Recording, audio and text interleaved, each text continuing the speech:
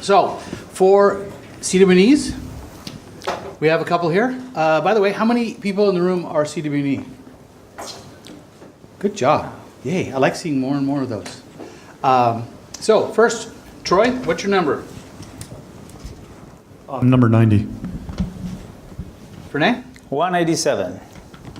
You said 97? 187. 87. Sir. Hey, Yes. make it better. Yes. Raj, you said 15? 15. All right.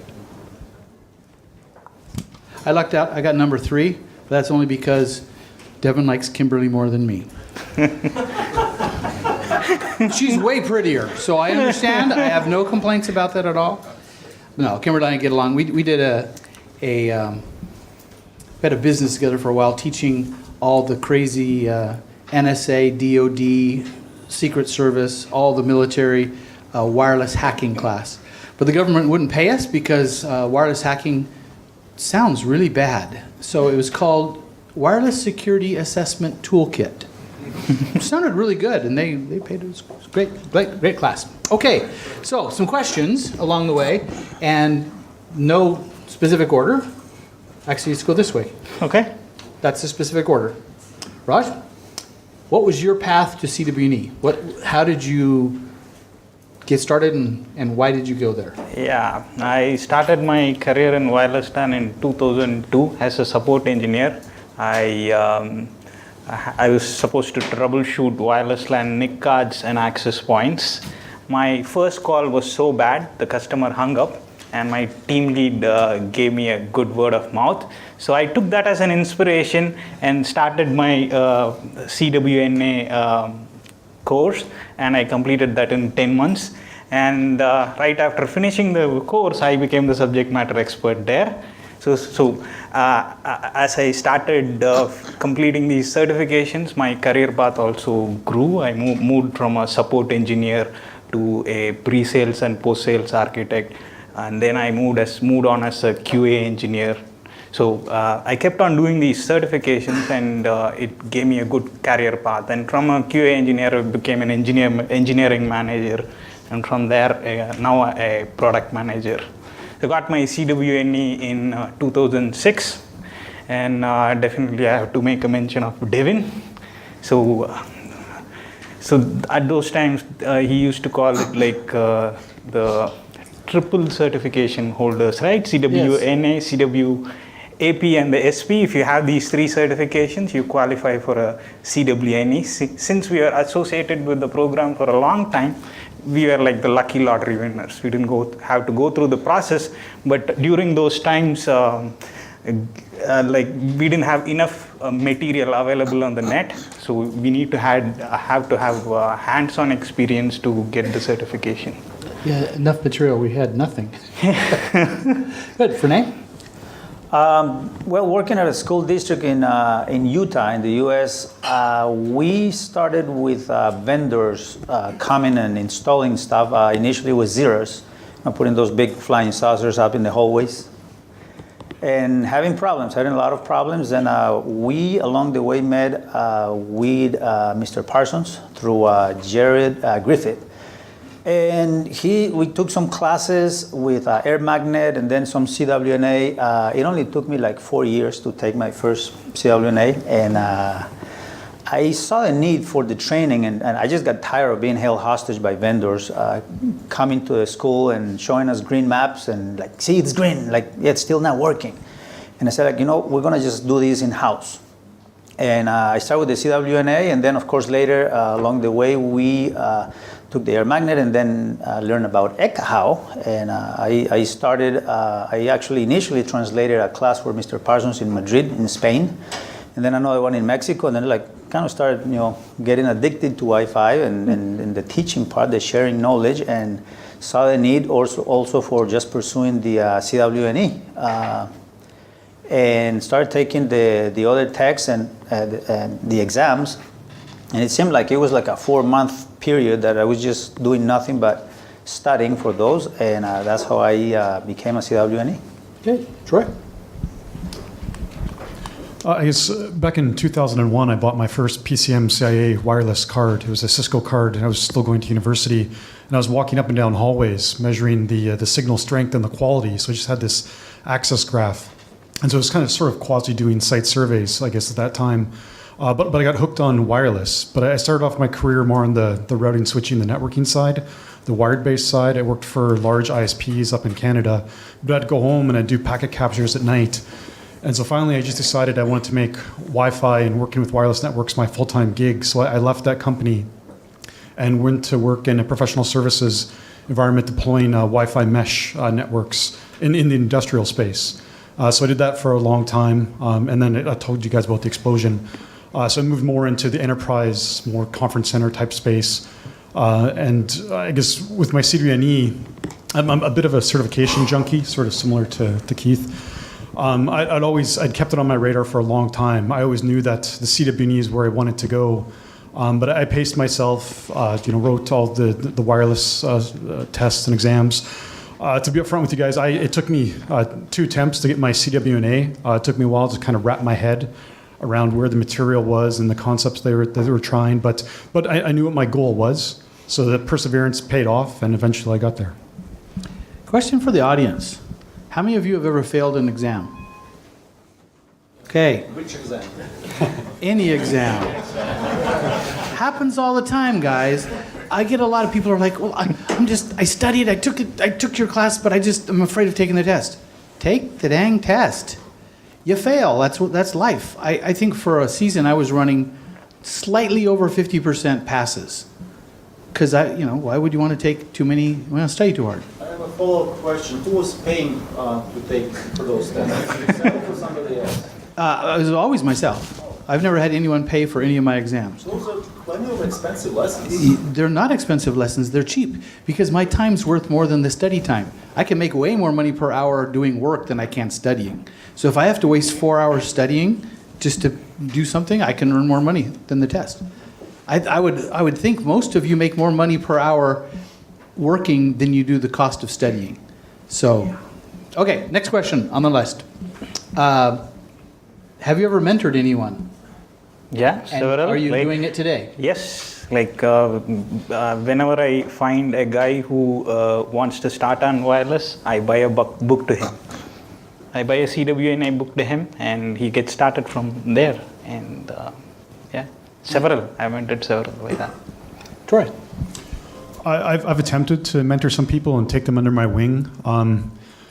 I tried to encourage them to come to the Wi-Fi side, but in their hearts, they were data center guys. But I'd share so I have a collection of books, but I'd give them free books and hey, read this book from Matthew Gast. Take a read at that, get hooked. But sometimes I find in our industry we get a little blinded. We think that Wi-Fi is the end all and be all, but there's a lot of different technologies out there. But being supportive, it's shocking, I know. Being supportive and giving them the freedom to kind of learn and make mistakes. And then coach them after those mistakes and kind of give them guidance, I think goes a long way in helping to mentor. Would you be willing to mentor anyone else? Yeah, absolutely.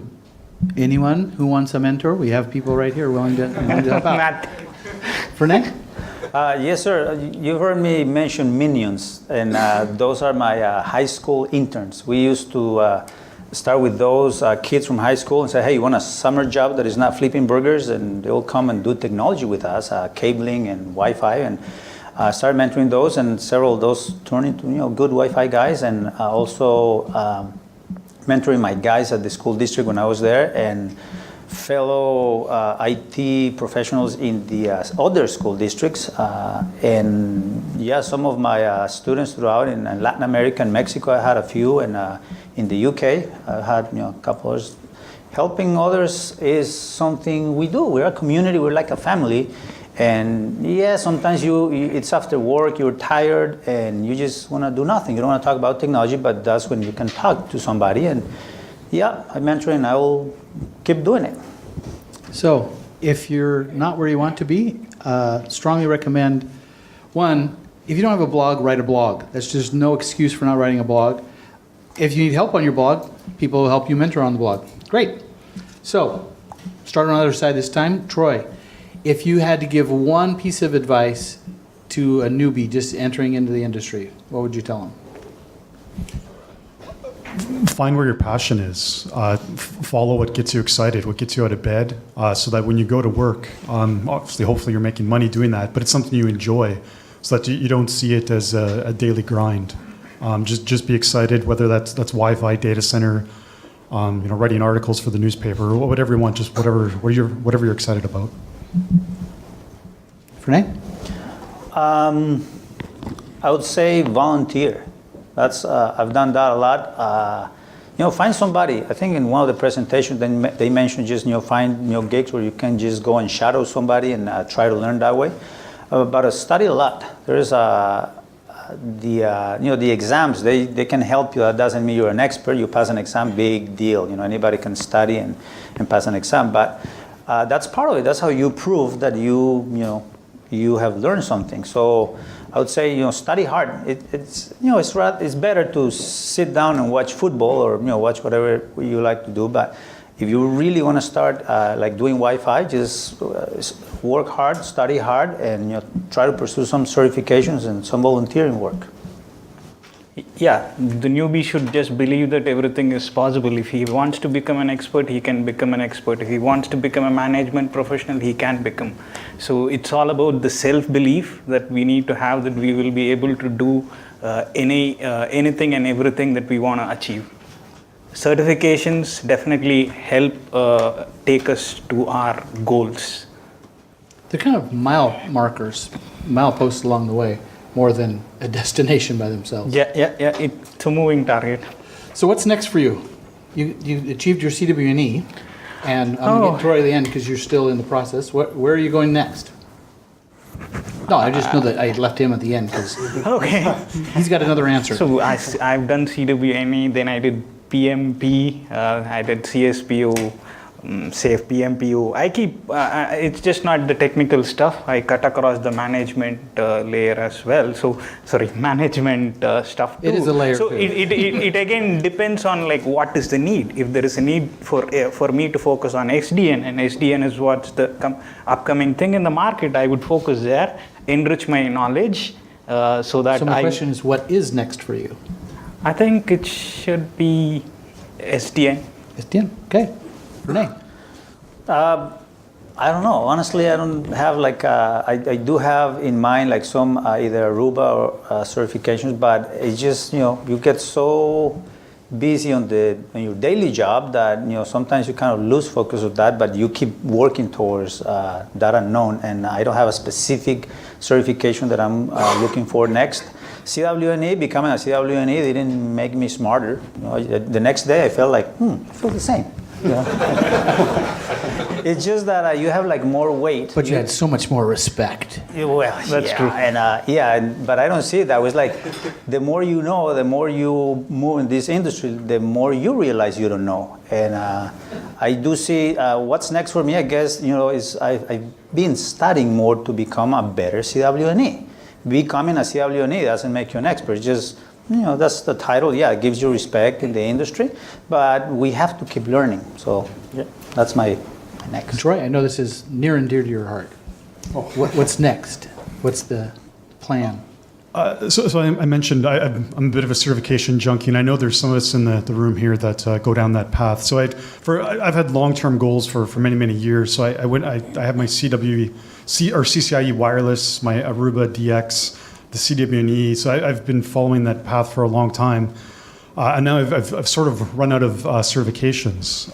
Also, I work for one of the vendors. So it kind of limits me on how many other certifications I can pursue. They kind of don't want to see another one. So Ruckus certifications aren't your future. It makes it more challenging to go after something like that. But I have found an interesting challenge now is kind of pursuing the training and teaching path. So I have been kind of working towards earning the ability to teach the CWNT courses. I also teach the Aerohive courses, but I think teaching's been a good outlet kind of to pass on some information, the war stories that I have, and kind of provide that information back through classes. Okay, Fernay, final question of the night. Afternoon. Yes, sir. Depends on what time zone we're in. Whenever you're watching this, it could be morning for you. 2018, what's going to happen with Wi-Fi? Your predictions for 2018's Wi-Fi. Can you have somebody answer first? Can I call a friend or 50-50? Yeah. Phone a friend.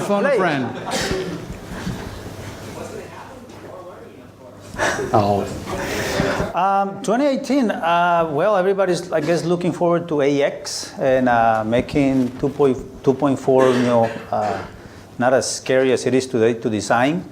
I don't know, I guess just always trying to improve Wi-Fi, and one of my personal goals for 2018 is, train many more wireless professionals and share the knowledge. That's what's going to happen to Wi-Fi in my life. Raj, 2018 for you. Yeah, I Not think for I you have personally, to. I but have to your simply. predictions. Oh, my predictions. Yeah. For where's 2018? .11ax is going to come in, and initially for a year or two, it may not work, and it will take. I'm sure, like MU-MIMO was on the same path, so it came MU-MIMO up- still doesn't work. It still doesn't Okay. work. That's what I'm saying, right? So it's a new buzzword. And I hear that it has a lot of potential, but until we actually test it and experience it, we can't believe. Troy. Similar to what's mentioned, I think AX is going to take over the headlines next year. I suspect, my understanding is that it won't be ratified until later the year, but I think we'll have pre-11ax hit the market. We're already seeing pre-11ax hit the market. So the real question is whether the client devices will catch up to the infrastructure. So there'll be ongoing debate there. But I just see IoT will continue to take off. And so we think we have a lot of devices connected to the network now. We're going to see that increase tenfold, I think, with IoT devices, which will primarily, as we've heard many times in the last couple of days, be connecting on 2.4. So be ready for that. Not a lot of bandwidth being driven, but a large number of devices trying to connect. Thanks. And just as we end, something you learned at WLPC this year.